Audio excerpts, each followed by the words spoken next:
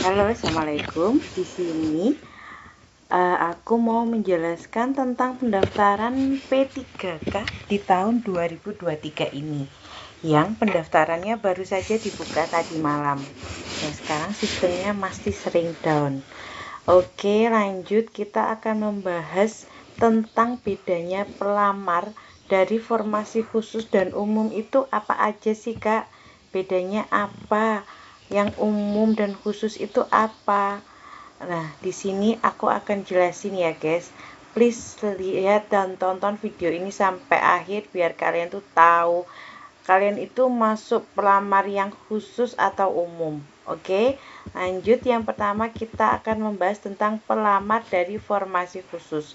Formasi khusus di sini itu ada dua yang bisa kita kategorikan. Yang pertama adalah tenaga honorer kategori 2 atau XTHK 2. Nah, honorer yang di sini itu adalah sesuai dari database BKN. Jadi dia tuh sudah terdaftar di BKN ya. Sedangkan yang kedua, pelamar formasi khusus itu bisa diisi oleh tenaga non ASN. Non ASN itu yang gimana sih, Kak? Tenaga yang bekerja di instansi pemerintahan, misalnya di RSUD, di Puskesmas, BKKBN, BKD, atau bahkan di Dinkes. Dan si pelamar sudah bekerja selama 2 tahun berturut-turut. Jadi sudah ada masa kerjanya minimal 2 tahun.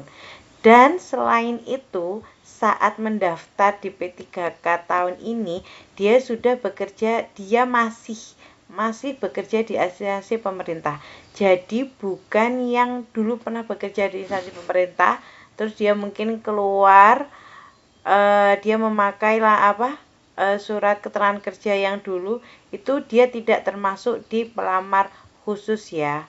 Lanjut, selanjutnya kita akan membahas di pelamar umum. Nah, di pelamar umum ini paling banyak yang ditanya sama teman-teman aku. Ya, pelamar umum itu yang gimana ya?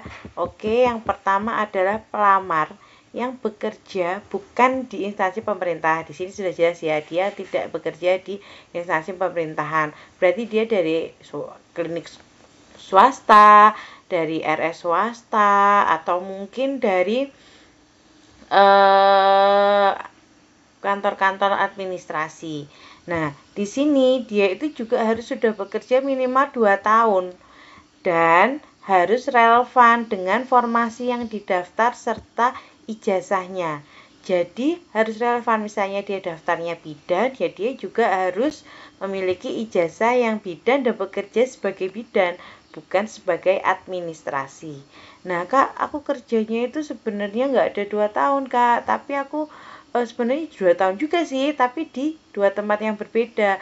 Bisa, karena hasil 2 tahun di sini adalah hasil kumulatif dari beberapa tempat kerja. Asalkan itu dia harus relevan dengan ijazah dan statusnya pada saat di rumah sakit swasta sebagai bidan. Ini contohnya. Dan yang kedua jelas yang kedua adalah pelamar umum itu adalah pelamar non ASN yang tadi kita bahas di khusus tadi, tapi dia mendaftarnya bukan di instansi pemerintahnya. Misal si kakak A, pelamar A itu dia bekerja di RSUD Kota A, tapi dia melamarnya di Kota C. Nah, itu dia masuk pelamar umum. Oke, mari. Mungkin teman-teman di sini masih bingung dari yang saya jelaskan. Kita akan mencoba memberikan beberapa contoh. Ya, mungkin salah satu dari contoh yang di sini saya sebutkan adalah kasus dari teman-teman. Di sini saya akan mencontohkan dari pelamar umum aja ya. Oke, yang pertama misalnya, pelamar ini adalah lulusan D3 Kebidanan, bekerja di RS swasta 12 bulan sebagai bidan. Lalu 18 bulan di klinik sebagai bidan juga. Bisakah dia mendaftar di PPK umum?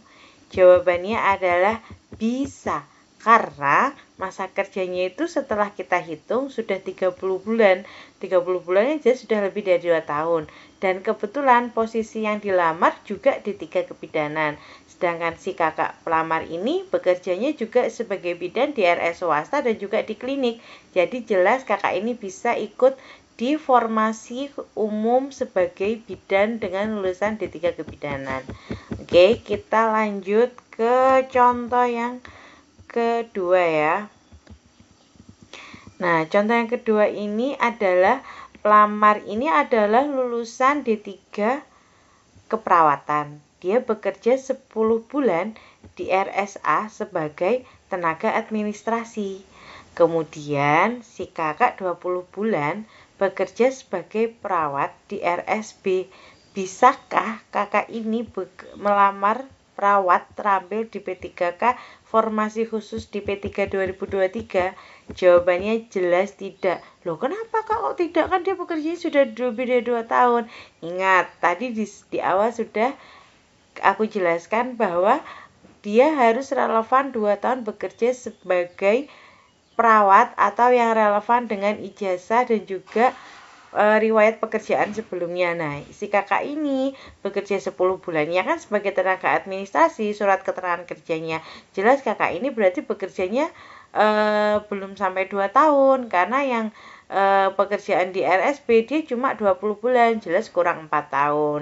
Jadi jelas kakak ini tidak bisa bekerja, tidak bisa mendaftar di formasi umum sebagai perawat gitu ya. Oke, kita lanjut. Mungkin masih ada yang bingung lagi. Kita tambah lagi contoh yang ketiga. Contoh yang ketiga adalah pelamar ini adalah pelamar umum. Lulusannya kebetulan D4 atau S1 kebidanan.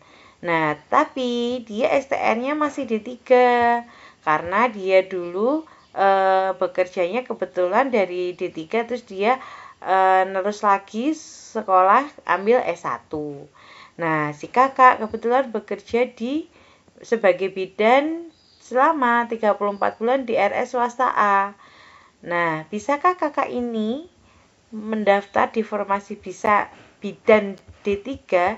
Jawabannya jelas bisa, karena dia sudah sesuai masa kerjanya sebagai bidan, punya ijazah D3, serta juga punya STR yang masih D3 dan masih berlaku ya. Jadi ini juga penting ya, teman-teman semuanya. STR ini juga amat sangat penting selain masa kerja. Jadi memang harus benar-benar relevan antara lulusanmu atau ijazahmu itu adalah misalnya kebidanan D3, STR-mu D3, kamu juga bekerja sebagai bidan terampil D3, bukan administrasi atau di bagian manajemen.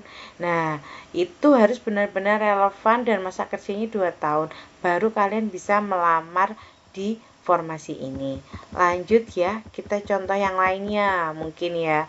Nomor 4 ini adalah pelamar ini umum, lulusan S1 nurse Kak. Dia juga punya STR S1. Kebetulan sudah bekerja di RS swasta 40 bulan sebagai perawat. Oh, jelas ya, ini 40 bulan sudah lebih dari 2 tahun. Pelamar juga memiliki ijazah D3. Mungkin kan karena dia dari D3 baru dia lanjut S1. Bisakah pelamar mendaftar di posisi D3 keperawatan? Oh, mungkin si kakak pengen daftar ke D3 keperawatan karena S1-nya dia lagi tertarik sama yang D3. Jawabannya jelas nggak bisa.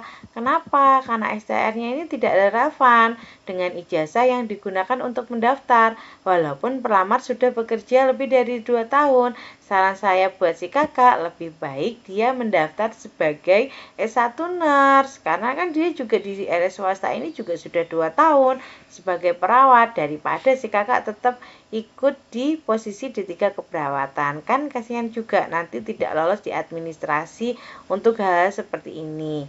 Oke, kita kasih contoh lagi untuk yang terakhir ya. Ini misalnya pelamar kebetulan bekerja di RSUD. Nah, ini berarti kan dia kerjanya di RSUD, berarti dia termasuk tenaga non-ASN sebagai perawat dengan lulusan D3 keperawatan. Pas ya ini ya, dan sudah 2 tahun lebih bekerja di Kabupaten A. Tetapi si kakak pelamar ingin mendaftar di kota C. Apakah pelamar bisa mendaftar di formasi khusus di kota C? Karena si kakak mungkin ingin lebih dekat dari rumahnya ya? Jawabannya adalah tidak bisa. Kalau kakak pengen di formasi khusus, bisanya ke formasi umum karena si kakak tidak bekerja di satu instansi pemerintah yang sama di tempat kerjanya kakak. Tapi kalau misalnya si kakak ini pengen mendaftar di puskesmas kota A di formasi khusus, ini boleh ya teman-teman, karena dia masih dalam satu lingkup ruang pemerintahan si kakak bekerja, kan di bawah pemerintahan Kabupaten A. Jadi si kakak bisa mendaftar di formasi khusus di puskesmas kota A. Yuk buat teman-teman, segini dulu penjelasannya. Kalau kalian mau tahu atau punya masalah gimana, bisa tanya dan isi di komen, nanti akan aku bantu jawab. Yuk kita sama-sama belajar yuk, supaya siapa tahu rezeki kita tahun ini bisa keterima sebagai P3K di tahun 2023, menjadi tenaga ASN dan mengabdi pada negara. Terima kasih, jangan lupa like, komen, dan subscribe. Assalamualaikum.